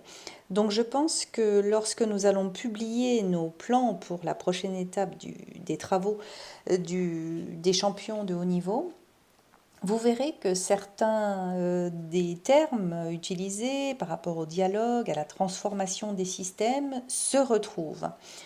Et j'espère que vous apprécierez ces documents. Et je pense qu'il est également bon de signaler que nous comprenons très bien, et peut-être mieux que dans les systèmes alimentaires, qu'il existe un lien très complexe entre des questions telles que le climat, l'alimentation et les asymétries de pouvoir, la santé, la question du développement.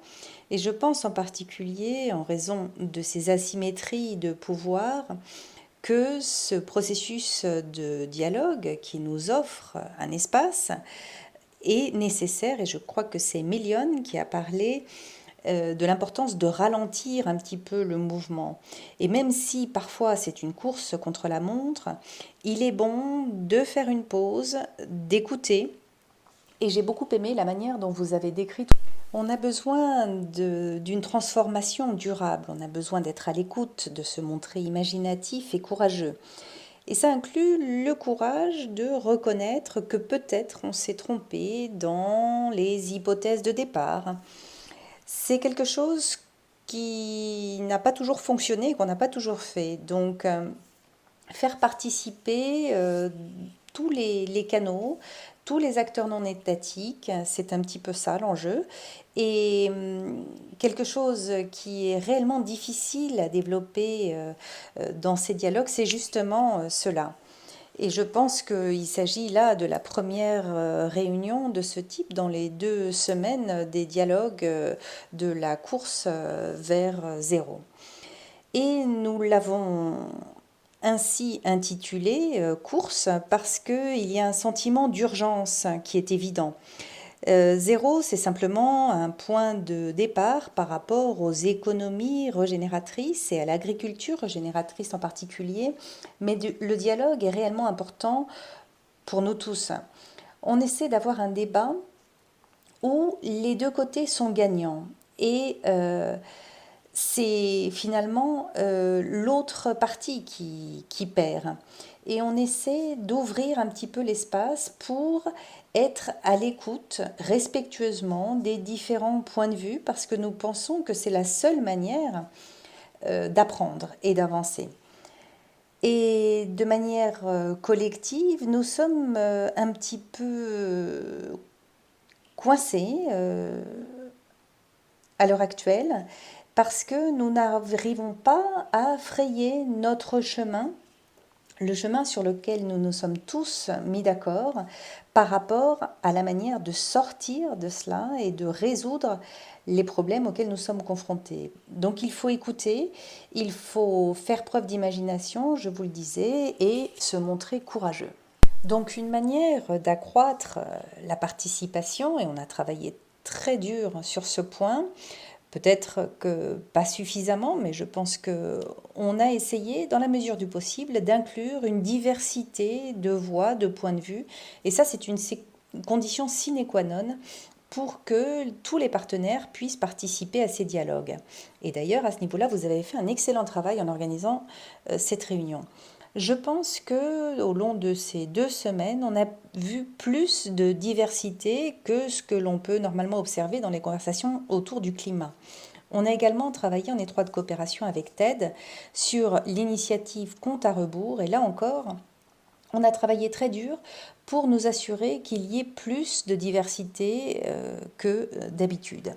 Je pense que nous allons publier la 2e génération des parcours Zéro Net avec Gonzalo Munoz, qui est agriculteur et pionnier de l'économie circulaire et qui est également champion pour le Chili.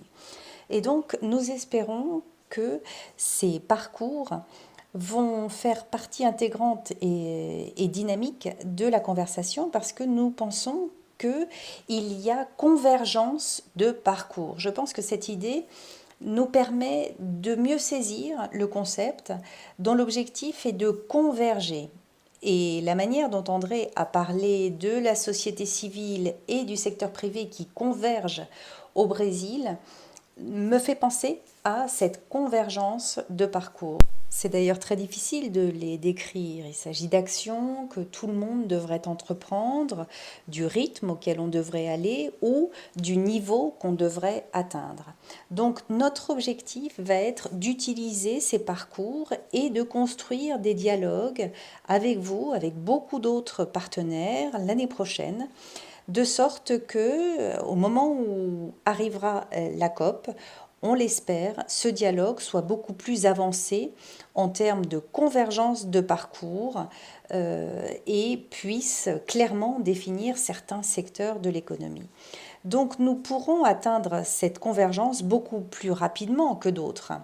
C'est la raison pour laquelle je suis très heureux de voir que le sommet sur les systèmes alimentaires a lieu l'année prochaine parce que je pense qu'il va attirer l'attention de cette partie de l'économie. 25% du problème, 30% de la solution si l'on atténue le point de vue et le cours crucial vers la résilience. Et laissez-moi vous dire quelques mots par rapport au rôle unique des acteurs non étatiques. Je pense qu'ils ont beaucoup à apporter. Il s'agit d'un secteur, comme le disait Teresa, qui a à voir avec la responsabilité, la transparence. Il faut s'assurer que nous n'avons pas un seul secteur, une voie unique qui se laisse entraîner et dicter ce qu'elle doit penser. Je suis tout à fait d'accord par rapport au besoin d'être prudent vis-à-vis du zéro net.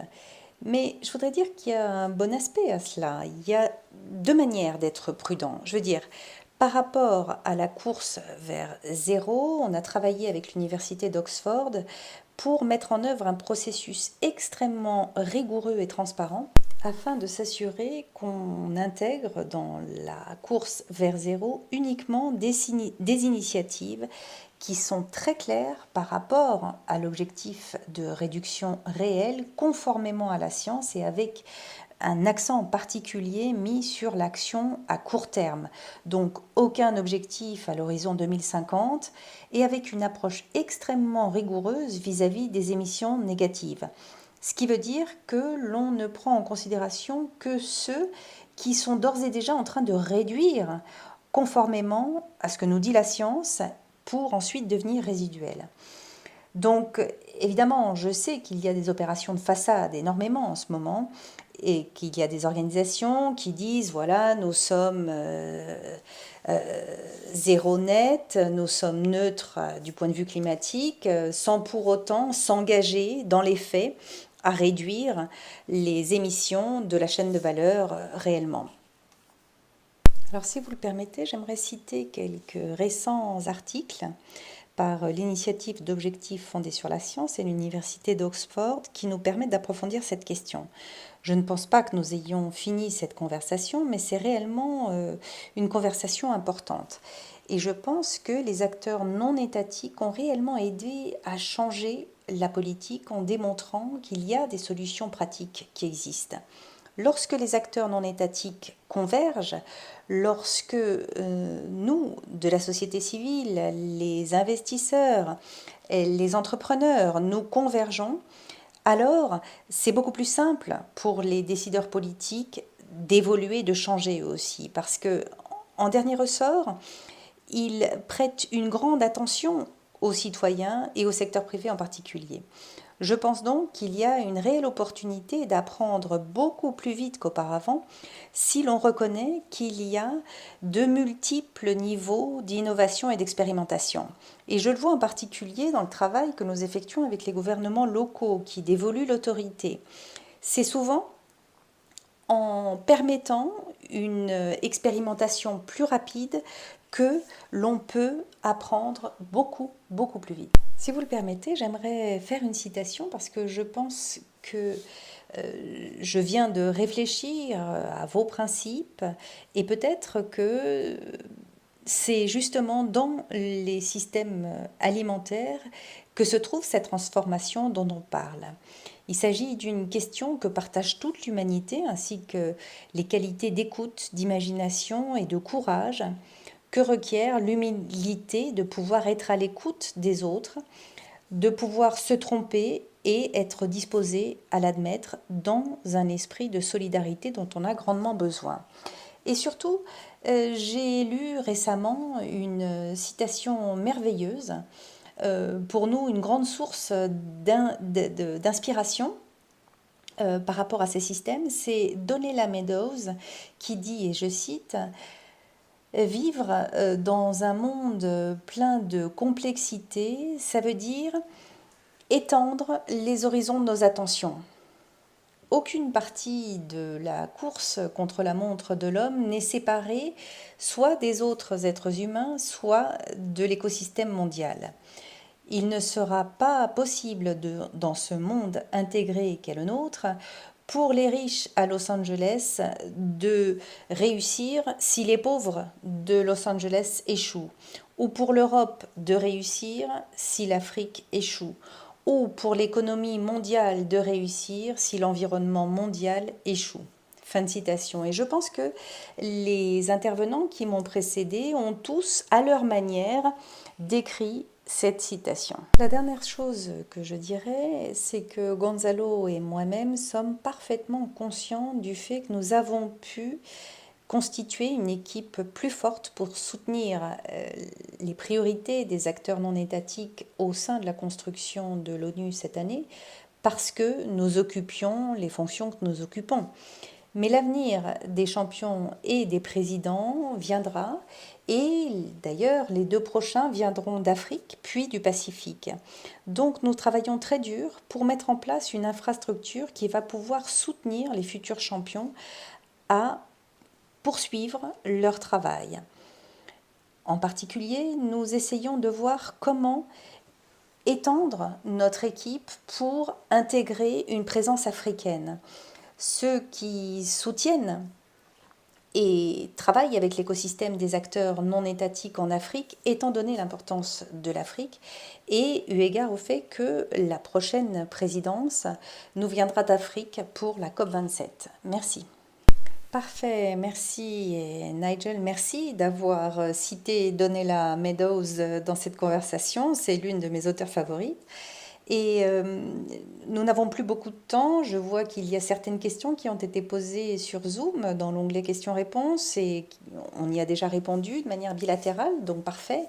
Je pense que peut-être nous pourrions clore avec vos dernières remarques à chacun d'entre vous. Vous avez précisé les processus, vous avez parlé des pas dans la mauvaise direction, les pas dans la bonne direction, que vous essayez de suivre respectivement dans chacun de vos processus. Nigel, vous avez fort bien parlé du rôle des acteurs non étatiques, certains de ces rôles permettant d'amener des solutions qui remettent en question le dialogue et le débat.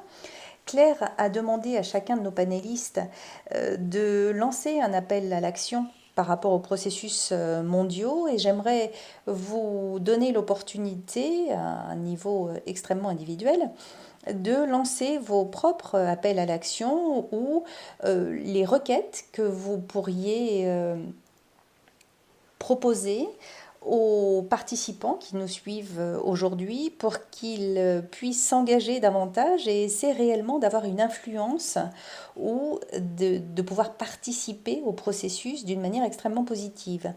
Donc en quelques minutes chacun, que pourriez-vous demander aux participants qui nous écoutent aujourd'hui afin qu'ils essaient de prendre part à ces processus d'une manière extrêmement positive et constructive. Donc Martine, on va commencer par vous. Bien, merci et désolée parce que je crois comprendre que j'ai fait beaucoup de bruit avant avec mes papiers, j'en suis désolée, je ne vais plus les toucher. Donc l'appel à l'action que j'aimerais lancer est très simple. Participez, s'il vous plaît, participez à ce processus, travaillez avec nous parce que nous pouvons garantir que nous allons travailler de manière sur une plateforme ouverte et indépendante, mais pour cela, il faut que les gens l'utilisent. Et vous savez, nous avons la possibilité de parler des systèmes alimentaires en tant que système, ce qui veut dire engager tout le monde. Et bien entendu, il s'agit d'un sommet des Nations Unies, donc nos États membres jouent un rôle prépondérant. Mais j'aimerais insister sur 2 choses. L'une, c'est que les appels à l'action qui découleront des pistes d'action ne sont pas exclusivement réservés à nos États membres. Il s'agit de codes à la portée de tous et nous allons chercher à construire des coalitions et nous avons besoin que vous participiez à ce processus. La deuxième chose que j'aimerais dire, c'est que même si l'on parle d'un sommet des systèmes alimentaires, il s'agit en réalité d'un processus d'engagement qui va durer plus d'1 an. Et ce processus vient de commencer maintenant. Donc, il s'agit pour tous les États membres des Nations Unies de participer au dialogue du sommet des systèmes alimentaires, mais à vous tous aussi de participer au niveau national à ces dialogues. Donc travaillons ensemble autour de ces synergies, de sorte que les dialogues du sommet sur les systèmes alimentaires puissent nous mener à des contributions nationales déterminées, fortes et ambitieuses, et que ces discussions autour des CND puissent aussi aider à construire des communautés qui puissent voir les systèmes alimentaires de manière aussi holistique que possible. Voilà donc quel serait mon appel à l'action. Bien, merci beaucoup Martine et Nigel. Dernière minute pour vous demander quelle serait votre attente, invitation, Nigel, vis-à-vis des participants à cette réunion aujourd'hui. Bien, tout d'abord, je vais indiquer un lien sur le chat de Zoom. On a parlé des sources de tension ou de compromis, et c'est une excellente manière de réfléchir à ce que Bill Sharp, l'un de mes mentors de la réflexion sur les systèmes, m'a enseigné et qu'il a appelé la pensée stratégique des dilemmes.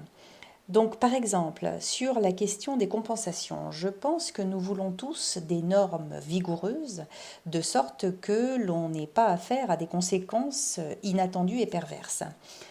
Mais je pense que l'on veut également que des milliards de dollars soient injectés dans les communautés qui vivent dans les forêts.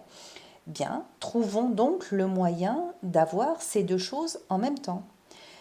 Bien, je vous répète, je vais indiquer le lien sur le chat. Donc, mon appel à l'action, c'est en fait que chaque entité dans le monde se joigne à la course vers zéro et fasse un engagement vigoureux vis-à-vis de la transition. Nous allons lancer une course vers la résilience.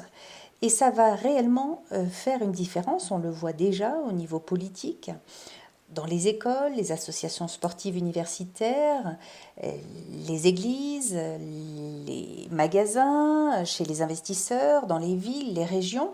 Je pense que nous avons d'ores et déjà un gros impact au Japon qui s'est maintenant engagé vers un objectif zéro net à l'horizon 2050 et environ la moitié de la population à engager ses propres villes vis-à-vis de cet objectif zéro net et une centaine d'entreprises fait également énormément pression. Donc surtout, engagez-vous avec nous. Le processus que Gonzalo et moi-même sommes chargés de mettre en œuvre dans le cadre du partenariat de Marrakech est ouvert à toutes les personnes, à toutes les organisations. Bon nombre d'entre vous font déjà partie de ce processus. Nous essayons d'augmenter les niveaux de synergie et d'augmenter aussi la manière de s'engager. Dites-nous ce qui d'après vous fonctionne, ce qui ne fonctionne pas. Nous allons publier la version 2.0 maintenant et l'objectif est de publier une version 2.1 probablement d'ici mai ou juin de l'année prochaine. Et ensuite, je pense que l'appel à l'action que j'aimerais lancer, c'est engagez-vous à converger. Ce qui veut dire être à l'écoute des gens avec lesquels vous savez que vous êtes d'accord et avec ceux avec lesquels vous savez que vous n'êtes pas d'accord pour essayer de converger. Merci. Parfait, excellente conclusion. Merci Nigel, merci Martine. Et sur ce, je vais céder la parole à Claire. Merci Ruth, Martine, Nigel et merci à tous les intervenants et au public de ce niveau d'engagement sur des questions controversées et épineuses. Mais nous avons pu avoir un débat avec différents points de vue. Et certaines choses ont marqué mon esprit à mesure que j'essayais de résumer les échanges, notamment le besoin de changer le récit ainsi que la politique et le cadre d'action. Et comme on vient de l'entendre de la part de Nigel, penser à changer aussi le paysage de la demande, la manière dont nous effectuons les pratiques actuelles et les niveaux de dommages qui font partie de l'histoire et qui sont des choses qu'il faut changer dans notre société, tout comme on a abandonné l'habitude de fumer, par exemple. Le réexamen critique de certains termes clés, comprendre que certains termes peuvent contenir des failles ou ont été récupérés à différentes fins Et être audacieux, aller au-delà de l'objectif premier du médecin qui consiste à ne pas faire mal pour passer à une régénération engagée. Certains des points critiques d'action ont d'ailleurs été évoqués. La transformation vers des systèmes alimentaires durables, nutritifs, sains et à faible carbone, c'est là notre Saint Graal. Mais cela implique une approche holistique et une approche des systèmes alimentaires intégrés qui permettent de connecter réellement le changement climatique, la sécurité alimentaire et reconnaissent également le lien entre les systèmes alimentaires, l'utilisation des sols, la santé, le changement climatique, l'équité, les droits et place l'action collective multipartite et la collaboration avec le secteur privé comme faisant partie intégrante des changements du système. On a entendu des informations extrêmement importantes par rapport aux changements dans l'agriculture régénératrice et agroécologique, l'importance également au centre de ces nouveaux systèmes de petits exploitants agricoles et pêcheurs, des femmes des populations autochtones, en respectant dûment leurs droits, leurs connaissances traditionnelles, et même si dans cette conversation on en a moins parlé, la question aussi de la promotion de moins de viande, mais une viande de meilleure qualité.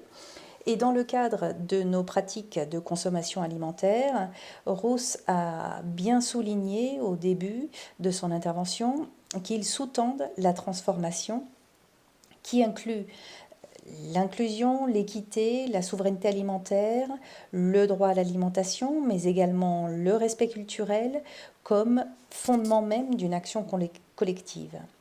Certains des besoins spécifiques que certains intervenants ou personnes qui ont posé des questions ont soulevé quant à l'importance d'analyser minutieusement les objectifs de climat vis-à-vis du zéro net de la part des gouvernements comme des entreprises pour éviter la dilution de cette thématique et pouvoir réévaluer l'intérêt particulier vis-à-vis de la croissance et optimiser les profits par rapport aux biens publics, l'environnement, le climat, la justice sociale et réévaluer également le rôle et l'empreinte de l'agriculture industrielle, réaligner les mécanismes d'encouragement afin qu'ils soient en faveur de la santé, de la durabilité, comprendre également que c'est gagnant-gagnant et s'acheminer vers des économies productives qui vont dans le droit fil de ce réalignement, l'importance du processus de participation véritable qui inclura les voix qui sont actuellement sous-représentées. Voilà, j'ai fait un résumé imparfait, mais nous avons déjà eu une discussion extrêmement riche et les gens et les réseaux qui étaient représentés aujourd'hui font partie intégrante de ce processus. Merci à Nigel qui a rebondi sur mes trois mots, l'imagination, l'écoute et le courage. Pour ma part, je vais rebondir sur la référence qu'il a faite à l'humilité et j'y ajouterai empathie. Je pense que le fait de comprendre que le leadership réel provient de différents espaces, non seulement ceux qui sont en marge, et avoir le courage de changer la pratique lorsque vous avez d'ores et déjà une influence sur des milliards de personnes, c'est un acte aussi courageux que le changement fort et réel et radical qu'on observe dans les rues. Donc, continuons d'avancer avec empathie, audace et vision. Et pour conclure, je dirais que la Covid-19 doit être et peut être la sonnette d'alarme dont on a besoin. Ce qui nous rappelle de notre interdépendance ainsi que du risque systématique de l'interconnexion entre le changement climatique, la perte de biodiversité et les risques de pandémie. Les scientifiques ont attiré notre attention sur ce fait depuis bien longtemps maintenant, mais c'est maintenant partout, dans tous les journaux, et j'espère que nous allons pouvoir apprendre de ces terribles risques qui nous entourent. Donc merci à tous de votre participation et pour conclure, j'aimerais finir avec la citation d'une autre personne, une collègue de Global Salzburg, Stacey Abrams, qui, avec d'autres, sont à la tête d'une campagne très importante d'engagement participatif dans l'État de Géorgia et elle a écrit un livre intitulé « C'est l'heure de l'action ». Et j'aimerais conclure sur ce message. Merci à tous et j'attends avec impatience de pouvoir poursuivre ces discussions. Au revoir, merci à tous. Au revoir, merci.